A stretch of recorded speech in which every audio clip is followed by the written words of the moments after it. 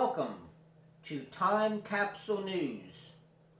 My name is Daniel Kester, and I'll be narrating this series as we explore history from its original print.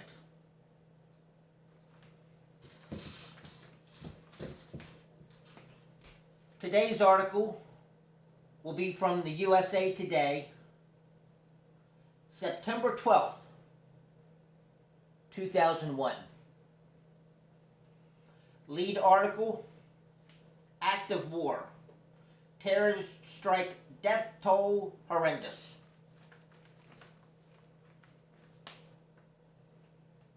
Lead article by Chow Soy Chong, Associated Press. Caption: Second impact. Flames and debris explode from a World Trade Center tower as a jetliner slams into the structure Tuesday. Both towers in Manhattan collapsed into a pile of rubble shortly thereafter.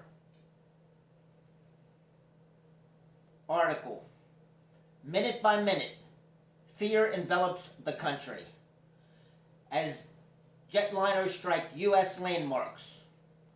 America's sense of security is shattered.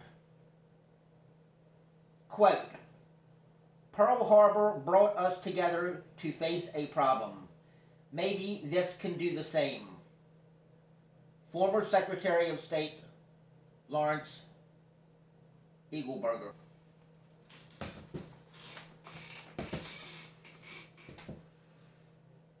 It may have been the bloodiest day in U.S. history when our two biggest office towers were obliterated and the Pentagon, symbol of our military authority, was ripped open like an egg carton. Our commercial jetliners were turned into weapons of mass murder, and we had to stop doing things we always do, from trading stocks to going to Disney World. People ran through the ash-covered streets of lower Manhattan like extras in a nuclear winter fantasy, chased by a mighty cloud of dust and debris from the office towers they once occupied. Others, some on fire, jumped from 30, 40, 80 stories. One couple held hands as they leapt. Even if September 11th, 2001 was not our deadliest day, it was surely our worst. Americans talked of, quote, a second Pearl Harbor and an act of war, unquote. But the comparisons faltered. This time it was civilians dying in the nation's political and financial centers, not soldiers and sailors in a distant Pacific territory. This time the targets were not outdated battleships, but buildings familiar to every schoolchild. And if this really was war, 86% of Americans in a USA Today CNN Gallup poll on Tuesday said it was. Who was the enemy? What did he want? When was the next battle? Suspicion focused on an individual, indicted Saudi terrorist Osama bin Laden, not a nation. As some called for a congressional declaration of war, Representative Jim Moran, Democrat, Virginia, asked, quote, who do you declare war on, unquote. History will find that something about America changed at 9 a.m. Tuesday, predicted John Blum, a retired Yale historian and World War II scholar. Quote, Americans aren't used to being in a war zone, he said. From here on, they are. No superpower has ever been hit like this, unquote. Senator John McCain, Republican, Arizona, struck an apocalyptic note. Quote, I don't think our lifestyles would be the same for a long time, unquote.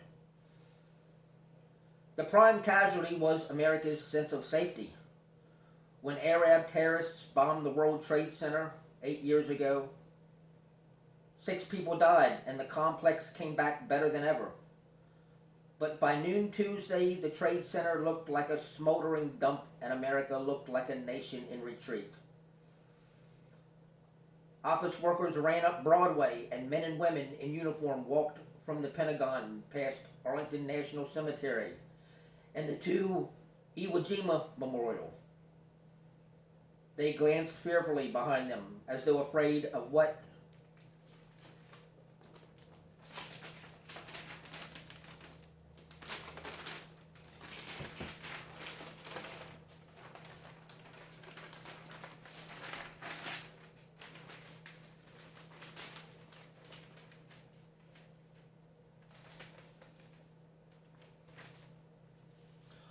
would happen next.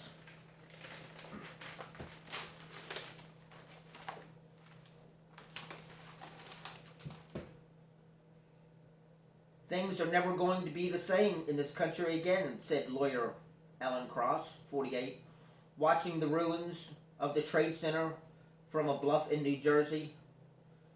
This is the worst day in the history of our country, with the exception of the Civil War. Some feared his qualifier would prove unnecessary. Until Tuesday, the bloodiest day in U.S. history was September 17, 1862, when about 4,700 Union and Confederate soldiers died in the Civil War Battle of Antietam. Pearl Harbor killed 2,388 Americans. And the first day of the Normandy invasion on June 6, 1944, killed 1,465. All the major terrorist attacks on U.S. targets since 1980 have killed fewer than 1,000 Americans. Officials refused to speculate about the death toll in Tuesday's attacks and declined to comment on estimates that 10,000 people might have perished. But about 50,000 people work at the Trade Center, and tens of thousands more visit each day. With 266 dead in 4 jet crashes alone, Tuesday's death toll seemed poised to surpass Antietam. An unidentified foe had done what Hitler and Tojo couldn't. In lockdown. The attacks left American nation in lockdown. All civilian flights were grounded until at least noon today, and jet fighters patrolled skies above New York and Washington. The Navy dispatched an aircraft carrier to New York Harbor. Canceled Major League Baseball, PTA, book group, soccer practice, even prayer itself. A noonday service at stately Trinity Episcopal Church in Boston's Copley Square had to be called off because of fears that the neighboring Hancock Center might be a target. In Detroit, General Motors and Ford sent workers home, and in Atlanta, Coca-Cola did the same. Los Angeles International Airport was evacuated. At one point, about 30,000 passengers were stranded at Atlanta Hartsfield International Airport. Lines at some rental car counters stretched more than 100 yards, and dozens of people clustered around pay telephones. Office towers closed, including the Sears Tower in Chicago, the nation's tallest building, but not as capacious as either Trade Center tower. Landmarks shut down, including the nation's biggest mall, the Mall of America in Bloomington, Minnesota, and the biggest theme park, Disney World. The Liberty Bell, the St. Louis Gate Archway, the Hoover Dam Visitor Center, all closed. At Antoine's, the 161-year-old restaurant in New Orleans, French Quarter, waiters stood by empty tables at lunchtime. Quote, "We're open, but there's no business," unquote, manager Paul Greco said. Outside Antoine's, cab driver Christus Fernando, an immigrant from Sri Lanka, sat waiting for a fare. Quote, "The same thing is happening in my country," he said. "This kind of thing is not new. That's why I'm here," unquote. Until Tuesday, the great national tragedies had been essentially local, confined in their action to Ford's Theater or Oahu or Oklahoma City. But with 4 different hijacked airliners crashing, fear spread across the land. The West Virginia Capitol was evacuated. Quote, "If somebody in West Virginia can be afraid to get up in the morning, I think they feel like they've accomplished something," Russell Kitchen, a legislative staffer in Charleston, said of the attack planners. El Paso City Hall closed, and Denver set up an emergency preparedness center in the basement of City Hall. Even in Idaho, freelance writer Julie Fanslow said, quote, "There was a moment of fear when we heard an airplane outside." Just after the hearing, the FAA had grounded all flights, unquote. Ryan Badiak of Greenship Township, New Jersey, was in Denver on business. He often took his son, now 16, to the towers. Quote, "All those photos I have from up there at the observation deck," he mused. "I guess they're collector's items now," unquote. Beginning of something big. The implications of the bombings were as fearsome as the immediate destruction. Gabriel Hannaford, 31, who teaches high school drama in San Francisco, talked about his reaction while waiting for a van after the Golden Gate Bridge was closed to pedestrians and cyclists. Quote, "I'm not so sure this is so surprising as it is," he said. "You always get the sense that there's global climate building, that this might be the beginning of something big. You always think that we're so insulated, from danger in this country, but we have so many targets here. Look at the bridges and public works in this country. You can point to any state and find a great target," unquote. Elgin Long, 74, of Reno, Nevada, a retired airline pilot and World War II veteran, worried that something like paranoia would grip the nation. Quote, "You're going to have security way beyond anything you have now. I'm afraid, at least for the time being, it is going to be the end of the world, at least as I've known it all my life. Our freedoms and what are not going to be surely restricted.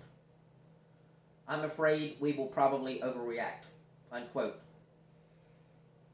Ghazi Khan, a Muslim leader in New York, recalled the attacks against his fellow Muslims after the bombing of the Oklahoma City Federal Building in 1995. But before it became clear it was a work of a homegrown terrorist, ex-GI Timothy McVeigh. The Council on American Islamic Relations says more than 200 Arab and Muslim Americans were victimized then. Quote, "Please do not start speculating and pointing the finger at us," Khan said, unquote. Anna Gruba, 21, of Estonia, visiting on a work and travel program, saw snipers dressed in black on the roof of the White House and concluded that, quote, "Now in America it's like Russia, no stability," unquote. But heroism graced the catastrophe. In New York, people literally took their shirts off their backs and bandaged the injured. Retired cops reported for duty. An office building doorman intercepted a reporter heading toward the Trade Center and told him to turn back. Minutes before one of the towers collapsed, burying the street and possibly him. A fireman threw a newswoman against the wall and shielded her from the blast of one of the tower's collapse. Another insisted, quote, "I gotta get back there," unquote, as he was taken from an ambulance at a hospital and put into a wheelchair. Americans, especially those who knew in Greater Washington, in New York, called each other to ask whether they were okay. No matter what, the odds of someone in New York or Washington being hurt were very small. Cindy McCoy of Crossville, Tennessee, got a call in Kennebunkport, Maine, where she was on vacation. Quote, "My daughter said, 'Come back to the Midwest, get home, get off the East Coast,'" unquote. For some of those old enough to recall Pearl Harbor, and there was again the juxtaposition of the banal and the beastly, Clarence Frank, 80, of Columbus, Ohio, was at a stag party on December 7th, 1941, when he heard the news on a radio. Tuesday, he was watching Regis Philbin's show and had briefly turned from the set. Quote, "When I turned back," he said, "there were pictures of the Trade Center burning," unquote. In one sense, memories of Pearl Harbor offered hope. Quote, "Pearl Harbor brought us together to face a problem," said former Secretary of State Lawrence Eagleburger. "Maybe this can do the same," unquote. It also raised questions about how safe America can ever be. Quote, "This certainly puts egg on the face of those people who think a missile defense system is going to solve our problem," said Blum, the Yale historian. "Now you hope for leadership," he added. "You hope for the inspired rhetoric that FDR provided, but that's a lot to ask," unquote. "We have nothing to fear," Roosevelt once said, "but fear itself." As the Pentagon and the World Trade Center smoked, and as the body count began, and as Americans wondered how much could have gone wrong so fast, fear itself was bad enough.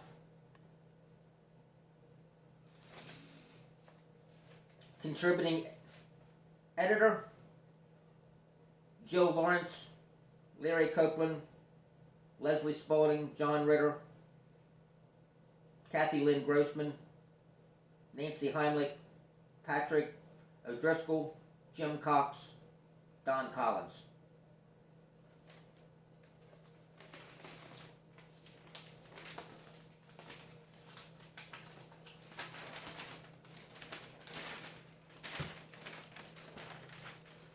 And we'll leave you today from September 12th, 2001 on Time Capsule News. Thanks for joining us. See you again.